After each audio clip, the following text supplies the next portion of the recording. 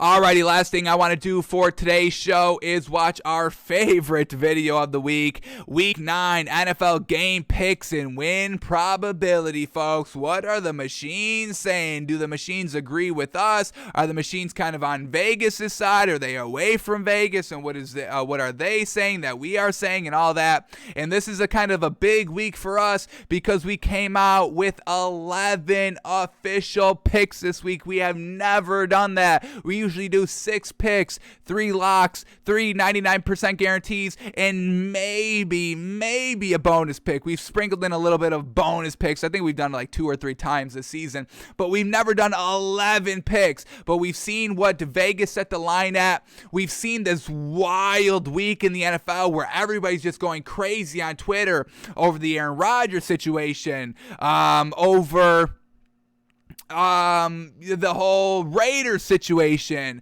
Everybody's going crazy on every kind of game. We've seen backup quarterbacks play off the charts and get wins. So we're just feeling, I don't know if we're feeling crazy or confident this week of giving y'all 11 official picks right here. But now that we have 11 picks, we truly have to see what the machines are agreeing. Are they agreeing with us on all 11 picks? Should we be feeling so confident heading into tomorrow with all of our 11 picks? And we kind of ran the numbers a little bit. If we parlayed all 11 picks together and just threw a measly $100 on it, we walk away with 118,000. I think the odds have even went up over the last 24 hours. We're at 118,000. I think last night we were at 115,000. So the value is getting better out there, folks. The value is getting better. So if you want to take a chance with us, folks, we're going 11 picks for $118,000.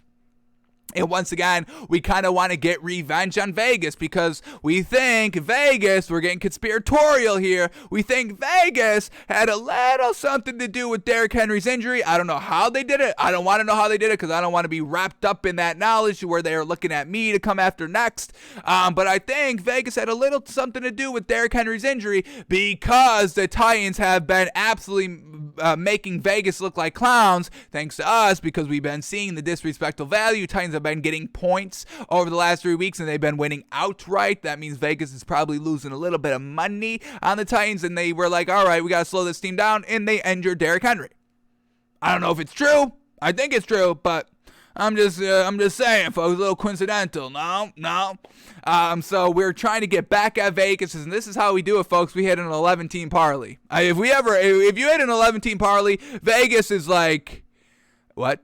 What? So this is how we get back at Vegas, folks. Just hitting the parlays, making our bets, and finding the great value and exploiting it like we have the last 3 weeks. So let's remind you of our picks here, and then we'll watch the video and talk it through, see what the machines are saying. And we'll also set some bars this week if we need to. We set a couple of bars here, maybe every week. We've done it a couple times this season of kind of what we need to see out of some players or teams this week to see if we can buy them heading into next week. So we'll see if any kind of teams and occasions arise as we're going through the breakdown. But once again, our picks for this week, we've got Titans +7, Texans +5.5, Cowboys -10, Ravens -6, Raiders -3, Eagles +2, Packers +7.5, Patriots -4, Cardinals +2.5, Saints -6.5, and the Browns +2.5. I know, 11 picks, folks. It's crazy. I understand, but I'm feeling good about all of them. So here we go. Let's see what the machines are saying. First game up here is Titans at Rams, and they predict the score Rams winning 30-21. So the machines are really not giving this Titans team a lot of respect outside of Derrick Henry, and I'm okay with that thought. I don't know how this Titans team is going to kind of play, but I think at 7 points, I think it's good value, especially with this Rams team facing another good team. Who have been the good teams that the Rams have faced so far this season? Was it just the Cardinals and they lost against them? Let's quickly bring up their schedule.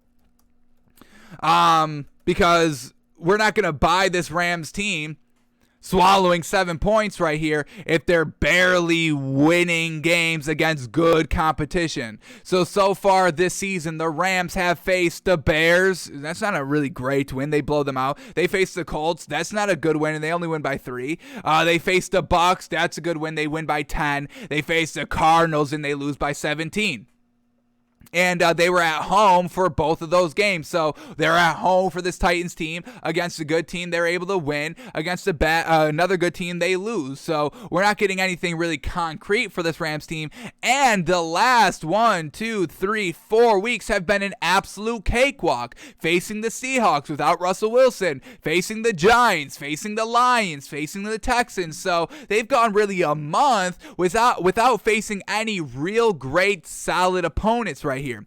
And this Titans defense, they bend and don't break. So, once they get inside the red zone, they kind of lock it up a little bit more. In this Rams team, when they have struggled this season, it's really come from in the red zone. They haven't been able to score. They settle for field goals. They turn the ball over in the red zone. So with this Titans defense bending and not breaking, we get 7 right there, a full kind of one possession right here. And this Titans team, I believe, can keep the game close. We get Adrian Peterson. Does he need to know how to run? Does he need to learn the plays? The man's a veteran. I'm sure he's caught up really quickly, and he has fresh legs. So I think it's going to be a close game. I don't know if the Titans win, but we're getting 7, and I think it's good value all around. Just getting that nice 7 point, one possession, you're good. You're covered up to a full one possession. So you really can't get better than that value-wise. And let's go to the Titans. Have they ever gotten blown out this season? They've been winning games, which is great, but have they ever gotten blown out this season? Let's quickly take a look at that. Here we go. I don't think they've got blown out. They've only lost 2 games so far this season. They've come back from behind multiple times, out to bad starts. They still come back. All right, first game, they get blown out by the Cardinals 38-13. Okay, but that's week 1 against one of the best teams in the league. So we can kind of write that off a little bit. And then their second loss came to the Jets in overtime, losing by 3. So they keep these games close. They don't get blown out. So another kind of green flag for our +7 right here. So we're still going to kind of be good with the Titans +7. Machines don't agree with us. That's fine. Vegas kind of set the bar right at 7 right there because they don't really know what the Titans are going to do. So we're feeling good about the Titans, folks. We think they can cover the 7 right here, even though the machines don't agree. So win probability is at 60% for the Rams, and the cover probability is at 52%, with the line being 7.5 by the time that they posted this video. And they kind of make these picks right here as of 11/3, so they're usually a couple of days behind and when we watch the video. So we do know the lines change a little bit. So we did lose a little bit of a half a point value taking the Titans +7 when they were at 7.5 at one point. And they are still at +7 here. All right, we don't have any bars for either of these teams right here. Should we put a bar for this Titans team just because they do have this new running back, Adrian Peterson? It's not an official bar, but I want to see what their game plan is offensively. Are they going to still run the ball 28, 30 plus times with Adrian Peterson? Or are they going to scale it back because it's Adrian Peterson, a little bit older, obviously 36. That's old for a running back. So we're just going to keep an eye. This is going to be a real interesting game to watch here, but we're still going to give respect to the Titans offense overall, that Ryan Tannehill can still move the ball and get it done without having the king in the backfield. So machines don't agree with us, but that's fine, folks. We're not going to change our minds. We're still rocking with the Titans +7. We are still officially locking that in.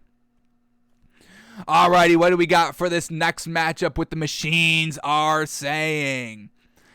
Here we go. Next matchup. Here we go. All right, Browns at Bengals, and alrighty, one of our picks, Browns +2.5, and the machines agree with us. Browns win 25-23 with a 52% win probability. So this is great right here, folks. Once again, don't get bogged down with the national media, folks. They are all saying Baker's trash, Baker's garbage, Baker can't win, Baker's the reason OBJ is leaving, OBJ is fine with leaving, OBJ deserves to leave. This this Browns team is not treating them right. Everybody is off of the Browns, folks. We are not. We've been on the Browns. We are still on Baker Mayfield. Everybody's been selling him for like the last 2-3 weeks. We have not. We've been telling y'all these last 3 weeks to calm down on this Browns team. They are fine. This is still a good team overall. They have a couple of hiccups here with some injuries over the last couple of weeks, but they are still being competitive, and this is still a real deal team. So we're on the side of Vegas with the Browns because, you know, with the spread tells all. In Vegas, making this a 2.5 point spread tells us that, hey, Vegas is like these two teams on a neutral field. The Browns are a 0.5 point better team. So the Vegas is not falling off of the Browns. The machines are not falling off of the Browns. Takes by fans is not falling off of the Browns. The only people that are falling off of the Browns is the national media. I want to be on the sides of Vegas and the machines, folks. They're usually on the money. They don't usually lose money, folks. So Browns plus 2.5, I think, is great value. The machines say they win outright, 52% win probability. The cover probability, 57%, because they're getting 2.5 points, whatever you've locked it in at.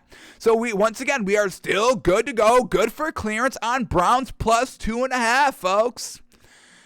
Woo! I think losing OBJ is good for this team. OBJ who knocks your own team. Do y'all not understand, folks? And this gets me so heated because, you know, I love competition, you know, and I like, I like video games. So when I play video games, I go high competition. I go ranked online play. I want to test my skills over everybody else's. That's what I love to do. Competition. Who's going at it? Who's winning? All of that.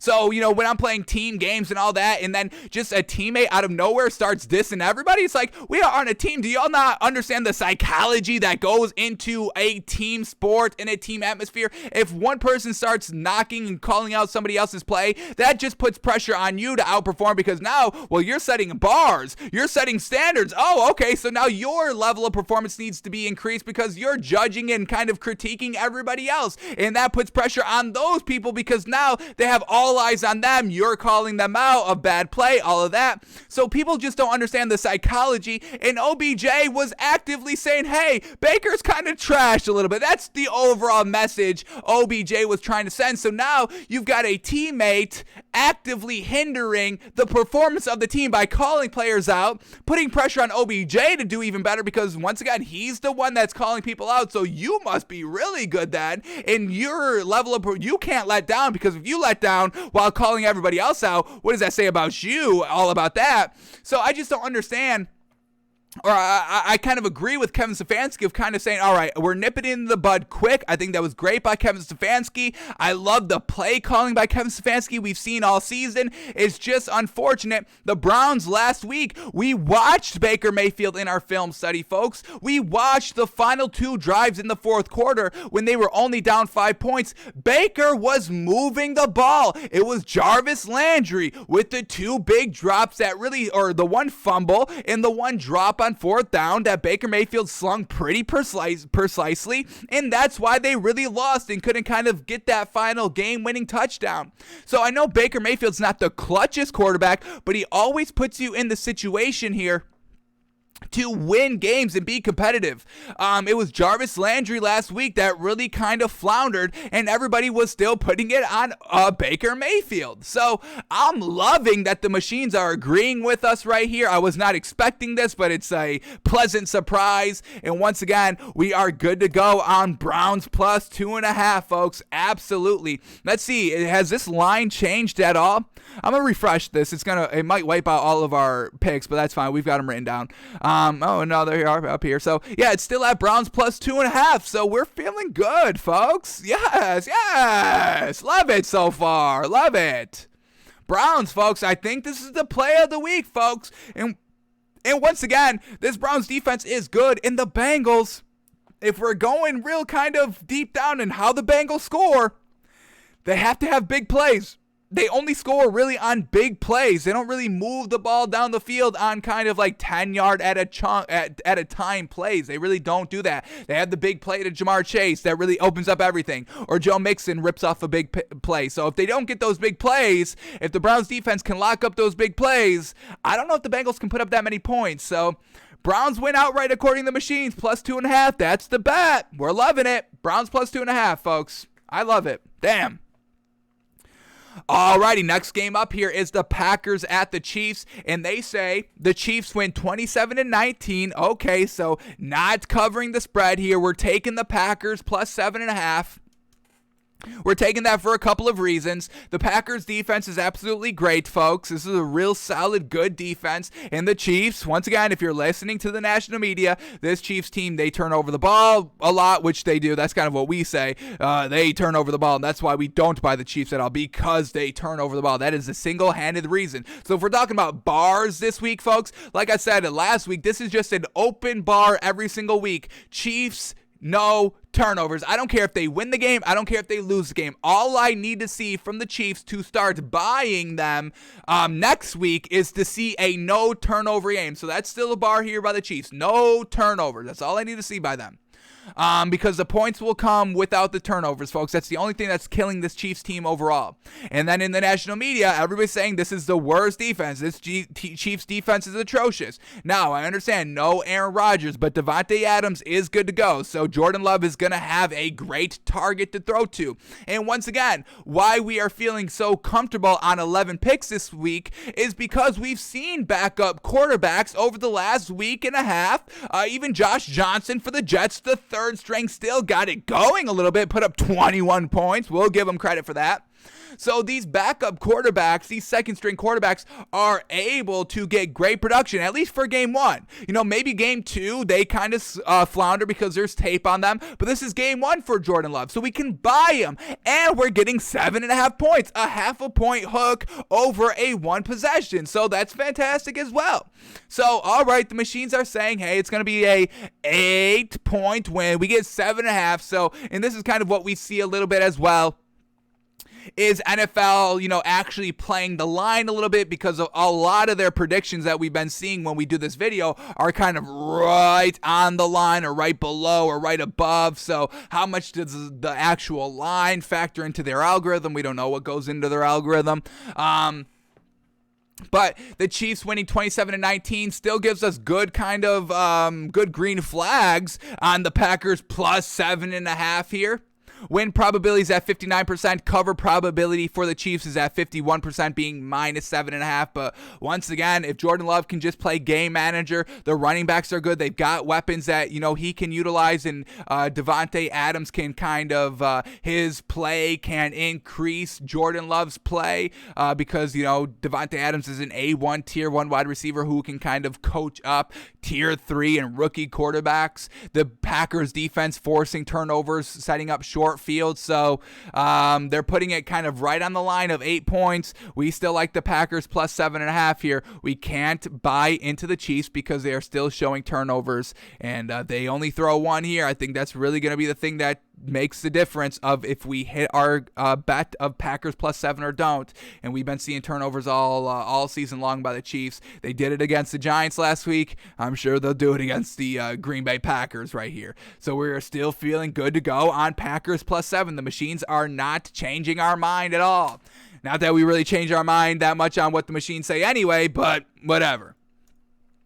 Alrighty, next game up here, and this one's going to be interesting, folks. This one is still going to be interesting. We are still going to take it, but it's still a little interesting overall. So here we go. Cardinals at the 49ers, and once again, the machines are agreeing with us. The Cardinals win outright 26-21. Now, we don't know if Kyler Murray or DeAndre Hopkins are going to be playing this week. They are true game time decisions. Kyler Murray did not practice all week, so that's never a great sign, but we are hoping that he is good to go, and hopefully the defense can kind of carry it if he is not good to go. But they have the Cardinals winning outright. Once again, it's interesting to know, did they have Kyler Murray and DeAndre Hopkins playing this week? Is that factored into their algorithm, or what's the case? I'm assuming they have Kyler Murray and DeAndre Hopkins playing when they made this. But they have them winning 26-21, a 57 win percent probability for the Cardinals. And let's see, okay, so no, I think this was before before the Kyler Murray potential out because the line started at Cardinals -3, and we now know it is at Cardinals +2. So I don't, +2.5. I think the value is increasing here. So it's seeming like Kyler Murray and DeAndre Hopkins will not play. We've seen the line flip. So that's not great here. So we really can't take this at value anymore because it's a little bit out of date, unfortunately.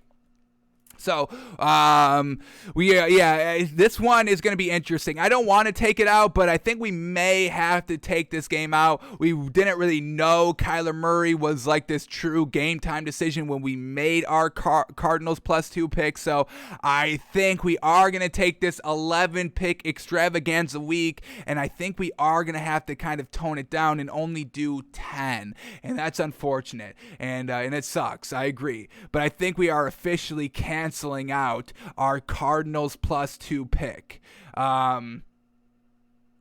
It's just, I'm not going to bet this if Kyler Murray's not playing. I mean, that's a huge reason why we like the Cardinals, obviously, is Kyler Murray. If DeAndre Hopkins wasn't playing, I'd be like, all right, that's fine. I'll still take the Cardinals +2 because I still believe in the overall offense. But going against this 49ers team, division rivals on the road, I need Kyler Murray out there. So we are going to turn our 11-pick extravaganza into only a 10-pick extravaganza. I know, folks. I get it.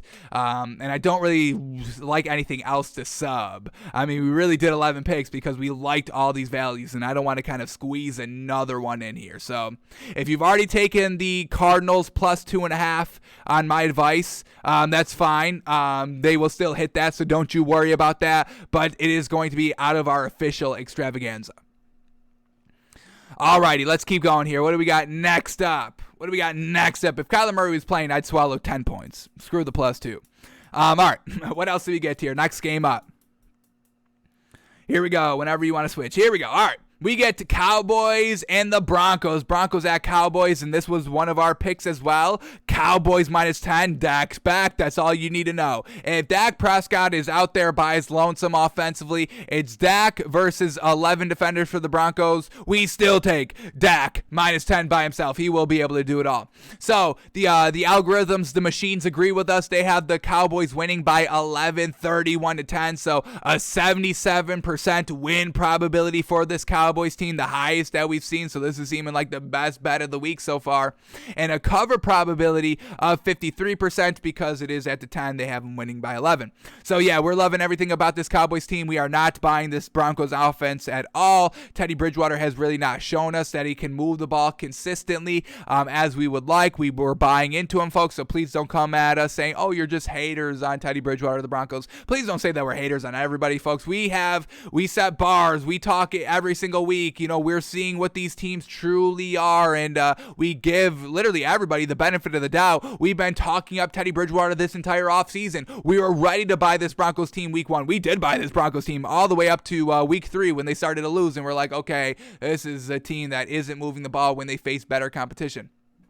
So, Cowboys, they're the real deal offensively, defensively. That was proven without Dak Prescott last week winning with Cooper Rush. This Cowboys team is the real deal. And this Broncos defense, like we said, when we made our picks yesterday, they're kind of phoning it in now when they traded Von Miller. You don't trade good players at the trade deadline if you think you have a chance to win the season. Look at the teams that made the trade, look at the teams that traded pieces, and look for the teams that went to trade for pieces, and you will see the drastic differences. The teams that are trading away players, they're kind of, all right, we probably can't do anything. We've got like 1, 2, 3 wins so far. And the teams that got traded players, they're like 6, 7 win teams because they're looking to bolster up their team because they know they are actual competitors this year. So not buying the Broncos defense, haven't bought the Broncos offense really since week 3, unfortunately, and this Cowboys team is the real deal. So the machines are agreeing with us here. Absolutely love it. We are still loving the Cowboys -10. No bar here for the Cowboys. Whatever they do, we'll still buy them and love them because I'm sure they'll be fine this week. Bars, I mean, I guess, yeah. I mean, we'll set a bar here. We'll set a bar here for this Broncos team because I'm not opposed to buying this Broncos team, but we need to see way better offensive production from the Broncos. So let's get their stats up so we can set an accurate bar with them. I need to see Teddy Bridgewater do something good. We need to see them move the ball and put up points. Denver Broncos. Why is this not coming up? Here we go. All right, here we go. Got to see them move the ball. Got to see them put up points. Got to see Teddy Bridgewater with some good stats. So I got to bring up Teddy Bridgewater stats as well because we need to see him moving the ball, folks. He's not moving the ball. His completion percentage, I think, is looking good, but he's not moving the ball. There's differences, folks. So here we go. What do we have gotten? I mean, the completion percentage, I mean, this is good, folks. We love seeing this. 77%, 76, 76, 63 is okay. 71, 69, 73. So he's only had really one bad game at 43%, and then everything else has been really good. So once again, his completion percentage is good, but it's kind of leaning towards a little bit more of dink and dunk, and once again, not putting up the points because they are 3-4. 4-4. Yeah, 4-4. So what do we need to see out of the Broncos and Teddy Bridgewater this week to buy the Broncos heading into next week, since we're not buying them this week, since we're taking the Cowboys -10? Well, I have to see at least, I really have to see, like, I'll set it a little low here. I won't go 70% completion percentage, even though we really can do that because he's showing that 1, 2, 3, 4, 5 games he's thrown 70 or more. So I'll set it a little bit low. I'll go 67% completion percentage. What's these yards totals looking like? He has a 334-yard game. He has a 328-yard game. So, I mean, that's kind of what we'll see. Once again, I'll set it a little bit lower. I need to see about 285 yards.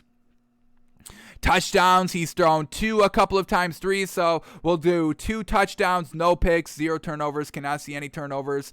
And I don't really want to see dink and dunk, keeping dink and dunk to a minimum. Dink and dunk to a minimum.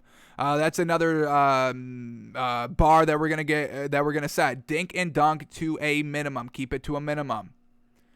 And then not lose by 10. I won't say they have to win this game because this is a tough game overall, but if they kind of, throw 67% completion percentage, 285 yards, 2 touchdowns, no picks, keeping dink and dunk to a minimum, and losing by 1 possession or less. 1 possession or less loss. That's really all we have to see. So losing by 3 or 7, I will give them that, and we can still continue to, or we can start to buy this Broncos team back heading into next week. But that's what we need to see out of the Broncos. 67% completion percentage, 285 yards, 2 touchdowns, no picks, keeping dink and dunk to a minimum, and losing by 1 possession. I guess you can't do 1 possession or less. So just 1 possession, 3 or 7 points.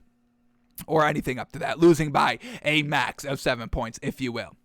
All right, let's see overall what their offensive numbers were like. What's their best offensive day out here? We have total offense, or no? It just breaks it down. Okay. All right. We just have to see them move the ball. And this is going to be a tough one because it is against the Cowboys defense. So it's going to be a hard bar to achieve, but we'll see if they can do it. So, and if they win, I'm sure they achieve the bar. So that's what we've got here for the Broncos. We'll see if we can buy Teddy Bridgewater and this Broncos team heading into next week. I don't think we will, but we'll give them the chance.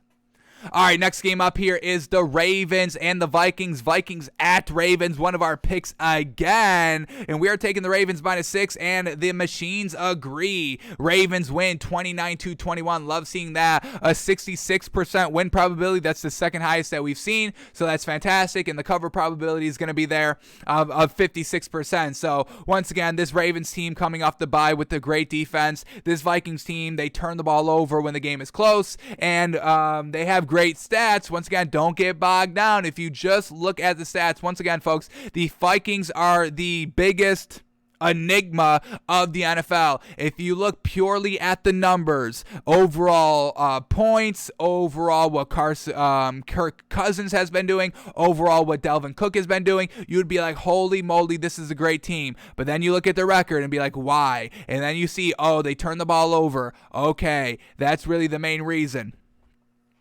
Ravens win 29-21. We agree. -6 there. We've got this one. This was in our lock section. I know we've done 10 picks, 11 picks this week. We still have locks, 99% guarantees, 98% guarantees, 97% guarantees to fit all of our picks. But this Ravens one, we are feeling truly great about. Ravens -6, and the machines agree. They win by 8. Love that. Absolutely. Alrighty, next game up here, and there's no reason to set a bar for the Vikings. One performance is not going to do anything for us. We've been seeing this over the last 3 years by them. So if they could do 3 years of not turning the ball over, then maybe in 4 years we could start buying the Vikings. But at that point, at the end of this year, we think they kind of blow it up and start rebuilding. So I don't even think they'll have the chance to do 3 years with Kirk Cousins again. So no bar there for the Vikings because there is no point. All right, next game up here is the Raiders at the Giants. And all right, this was one of our picks again here. We like the Raiders -3, and they say the Raiders win by 2, 25-23, a 52% win probability for the Raiders with a cover probability for the Giants at 54% because they are +3. All righty, now, once again, we feel good about this pick. We put this in our 99% guarantees because we still have the Henry Ruggs situation going on, and now we have this other Raiders, I think, cornerback that is waving guns on social media, which is never the greatest thing to do. So still a lot of not greatness with this Raiders organization, but we think so far they've overcame the one big thing of John Gruden. They were able to overcome that and still move the ball. They're coming off of a bye, and we still believe in this team overall. So the machines are kind of saying that the Henry Ruggs situation is playing more than what we imagine it's going to play into the narrative of this game. So we are still liking the Raiders, and we think that Rich Bisaccia can get this team right and focused, even though a lot of craziness is happening around this Raiders team. So we're still liking the Raiders -3. No Saquon Barkley this week. Let's see, now that was officially announced, did this line move any? What do we still get with the Raiders and the Giants, and it's still at Raiders -3? But once again, we can't buy the Giants offense. So once again, green flags of buying the Raiders. Yes, they have all the kind of big distractions off the field wise, but just purely on the field wise, I mean, they're such a better team offensively, defensively, coaching wise than the Giants are. So we're going to overlook all the off-field drama and hopefully the great leadership of Derek Carr. I mean, if you've been, seeing any of his press conferences on how he's handling all these situations, I mean, he's right in the middle of it. The coach that he had a great relationship with, the receiver that obviously has a great relationship with because he's been hitting them consistently. So we've been seeing Derek Carr be this great leader, and Rich Bisaccia so far has been a great leader of kind of, navigating the John Gruden for 2 weeks, whole that scandal. So overall, I think the leadership will prevail here for the Raiders, and we are still liking the Raiders -3. So machines don't agree with us, but they're right there trying to agree with us, saying they only win by 2 and not 3. Alrighty, next game up here. What do we got here by the machines? Alrighty, Falcons at Saints. They say the Saints win 27-8, a nice 9-point victory right here. And one of our picks as well, Saints -6. So once again, the machines are agreeing with us here. Win probability for the Saints at 63%, and a cover probability of 57%. Once again, Trevor Siemian is starting. That's not who we would prefer, but we think he can get it done. And this Falcons team, once again, without Calvin Ridley, good luck moving the ball. They struggled moving the ball last week against the Panthers. Panthers have a good defense, but overall, come on, you're at home, can't beat the Panthers. And now they're having to go on the road against division rivals. We're loving the Saints here. Machines are loving the Saints. That's fantastic. Then we get the Bills at the Jags. Bills win 33-16 right there. This was one of basically the only games we did not pick. A little bit too many points for us to swallow, but we definitely agree. 85% win percentage right here for the Bills outright. So this is now the new best game of the week. If you're just looking for kind of straight up or whatever, it's the Bills against the Jags, which obviously because the Jags are not good and this Bills team is the real deal defensively and offensively. All right, cover probability of 55%. They're -14.5, and they have them winning by, how many points is that? 18 points right there. Quick math. Woof. 14 plus 3, 17 point lead right there. All right. Yeah, I mean, this is probably a no-brainer. Should we swap the Bills -14.5 for our Cardinals +2? Should we keep this an 11-gamer, folks? 11-teamer? No, we're not going to do that. We're going to stick with our 10. Even though we do kind of endorse the Bills -14.5. We can see that, definitely. Alrighty, next game up here. We get the Chargers at the Eagles. Okay, now, once again, we like the Eagles +2 right here. So, machines are disagreeing with us. Okay. They have the Chargers winning 26-21. Win probability of 58% outright for the Chargers. Okay, we're factoring in heavy. The Eagles defense is going to kind of keep this game in check and maybe force a couple of turnovers by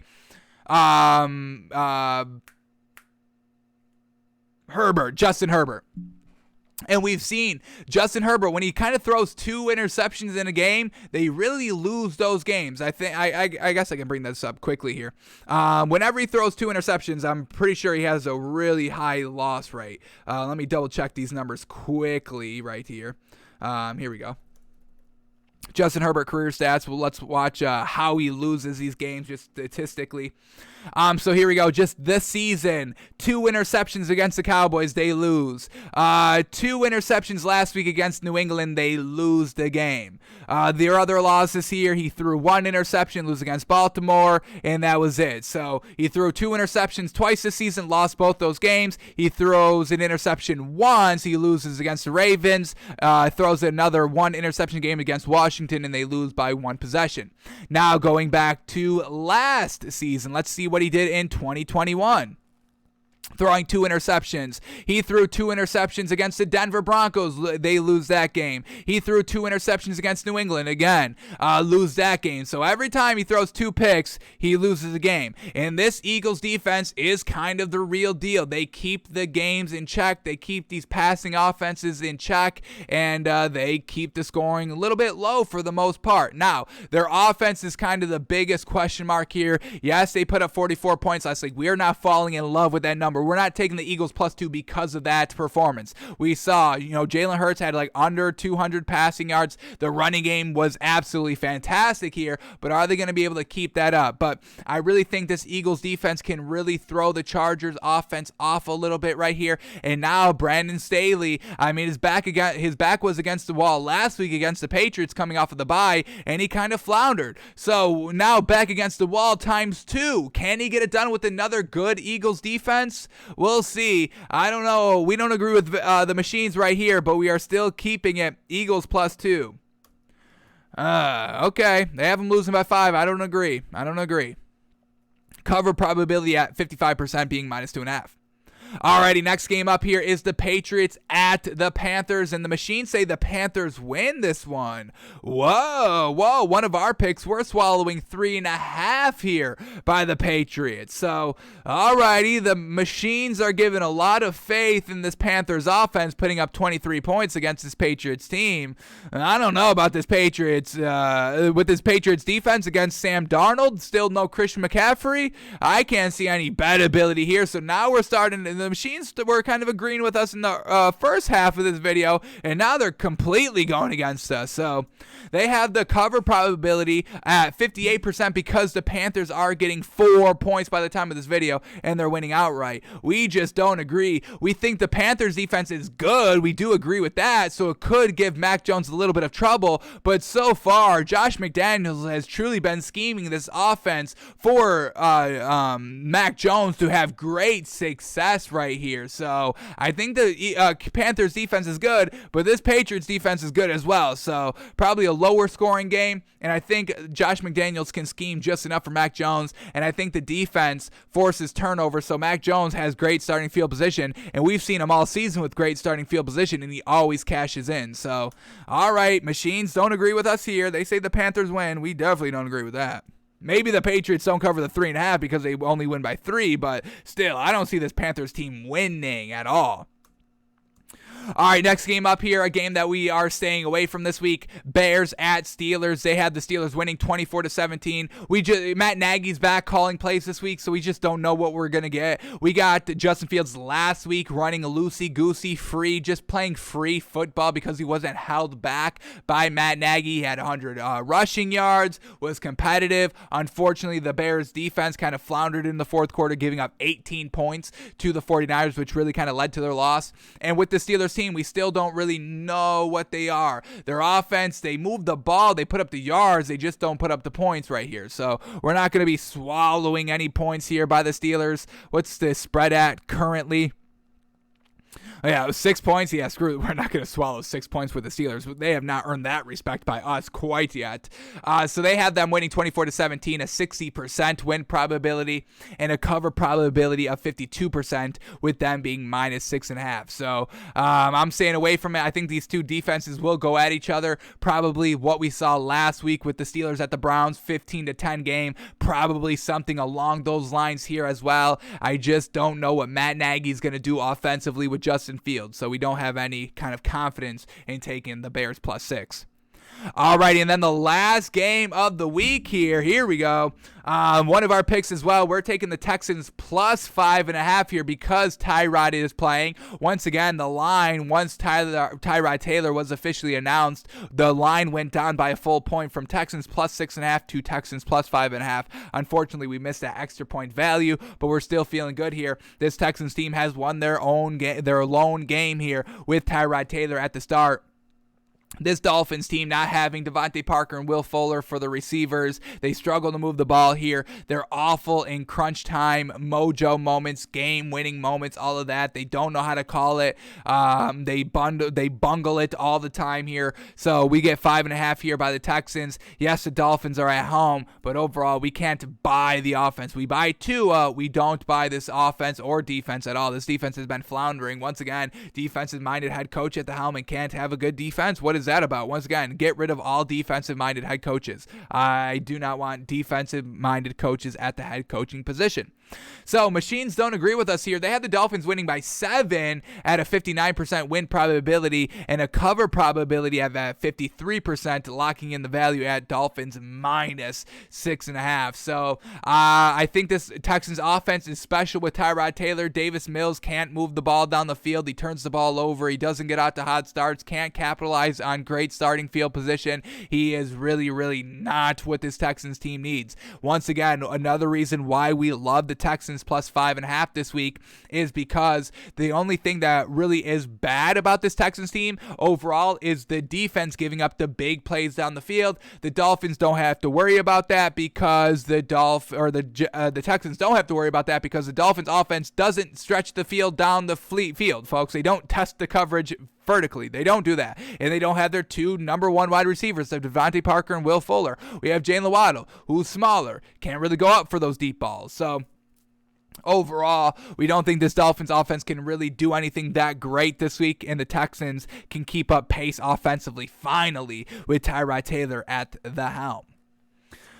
So yeah, this is the last one here, folks. Machines not agreeing with us on this one. It was kind of 50-50 machines agreeing with us, but we're still feeling very confident in all of our picks, folks. We're still loving them all, so let's recap them one more time. We are still taking Cowboys -10, Ravens -6, Packers +7.5, Raiders -3, Patriots -3.5, Saints -6, Browns +2.5. We are not taking the Cardinals +2 anymore.